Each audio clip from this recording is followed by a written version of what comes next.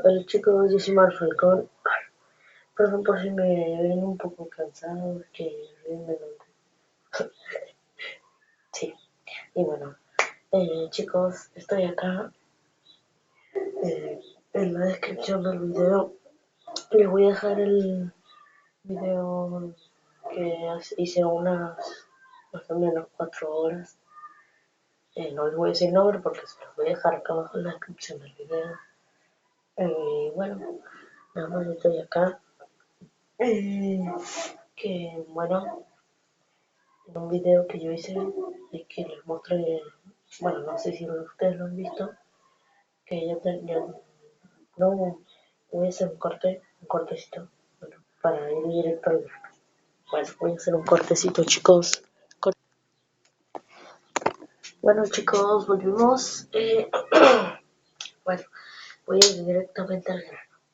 Chicos, yo tengo, chan, chan, chan, chan, el libro Chupa el Perro. Tengo el libro Chupa el Perro. Chupa el Perro. De Germán, tengo el libro Chupa el Perro. Tengo el libro Llega Pitch, llega Pitch, llega Pitch, llega. Perdón. Bueno, ustedes ya lo han visto.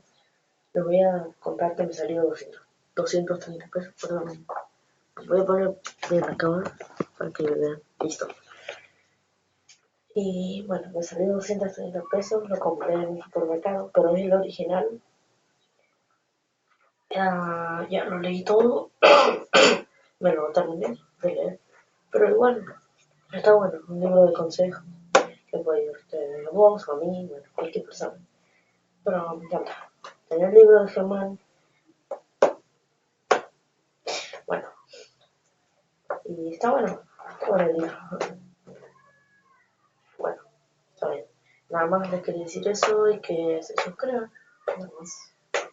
Y que le pueden dar like al video y suscribirse también a mi otro canal del 86 y que nada más se suscriban y pueden compartir el video y también suscribirse y compartir el video, nada más. Bueno, nada más les quería decir eso y chupa el perro. Bueno, nada más. Chau chau chicos, pues un buen día.